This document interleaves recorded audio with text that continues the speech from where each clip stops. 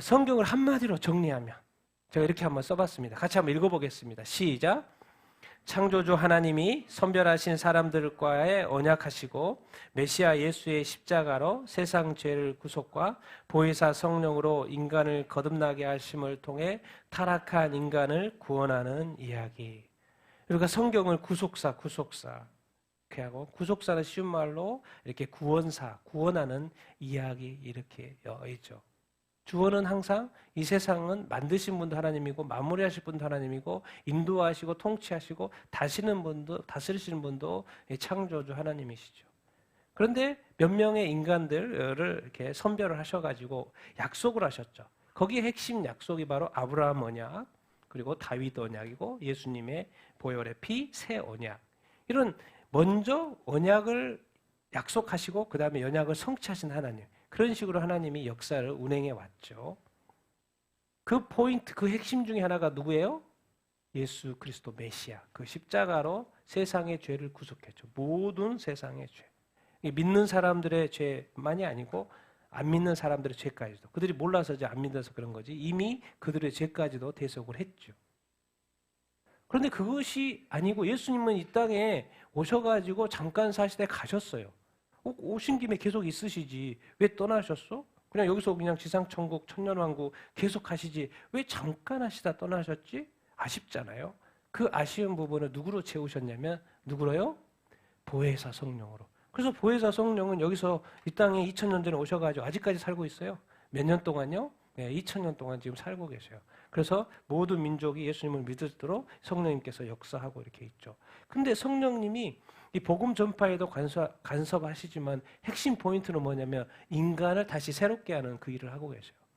이게 거듭나게. 왜? 죽었던 영혼, 잠자는 이 영을 우리가 깨워주는 거죠. 거듭남, 중생. 그래서 성령은 반드시 인간이 원래 영적 존재였는데 타락해서 죽어진 영혼, 잠자는 영을 다시 거듭나게 하셨죠. 그래서 성령님이 반드시 이렇게 필요하죠. 성령님이 그래서 2000년 동안 살아계시죠. 이 땅에서 떠나지 않고. 그리고 주님 다시 오실 때까지. 도대체 하나님, 이 삼위일체 하나님께서 왜 이렇게 애쓰시는 거예요? 인간 때문에. 정말 대단합니다. 인간이 도대체 어떤 존재인지. 타락한 이 인간을 뭐 하기 위해서? 구원하기 위해서. 이 하나님의 크신 사랑, 그 넓은 마음을 인간이 안다면 하나님을 믿을 수밖에 없고 예배할 수밖에 없을 것입니다. 이거를 좀 더 다른 말로 이렇게 풀어보면 하나님께서는 같이 한번 읽어보겠습니다. 시작. 하나님께서 이 세상 역사를 어떻게 운행해 갈 것인지 선별된 제자들을 통해 하나님의 말씀을 기록하여 성경에 인간에게 미리 말씀해 주신 것이다. 도대체 이 성경이 이렇게 뭔가 하나님은 전능합니다. 그래서 처음과 끝을 다 알고 계세요. 그렇기 때문에 하나님은 애초부터 처음과 끝에 대한 이야기를 창조부터 종말까지 이야기를 미리 성경에 다 기록해 두셨어요. 그래서 내가 이렇게 내가 말해준 대로 이대로 내가 이 세상의 역사를 내가 이끌어 갈 것이다라고 하나님께서 이 세상의 역사를 어떻게 운영해 갈 것인지 이미 성경에 인간에게 미리 다 말씀해 주셨어요. 그러니까 뭡니까? 이 성경 속에 다 하나님의 뜻이 있고요. 인간의 길이 있습니다. 그래서 성경 우리가 보는 것입니다. 그리고 성경에는 역사만 있는 게 아니라 예언이 있어요. 그래서 미래에도 어떤 일이 있을 것이라는 것까지도 다 성경에 기록해 놨죠. 그래서 인간은 이제 뭐 하냐면 딴 거 없죠. 같이 읽겠습니다. 시작. 모든 인간은 그 기록된 성경 말씀을 듣고 읽고 깨달아서 그 말씀대로 순종하여 살아야 할 책임이 있다. 그런 거죠. 그럼 성경책을 하나님이 쓰셨고 거기에 대한 이 세상의 역사를 어떻게 운행할 것인지를 다 기록해 놨기 때문에 인간은 이제 이 성경책을 받고 그리고 요즘처럼 자기 민족의 언어로 번역이 돼서 지금 성경책이 전달되고 있잖아요. 우리 한국은 오래전부터 우리 한국어로 성경을 가지고 있고 그래서 모든 사람은 성경 말씀을 듣고 읽고 깨달아서 그 말씀대로 뭐 하면서 살아야 될 의무가 있다?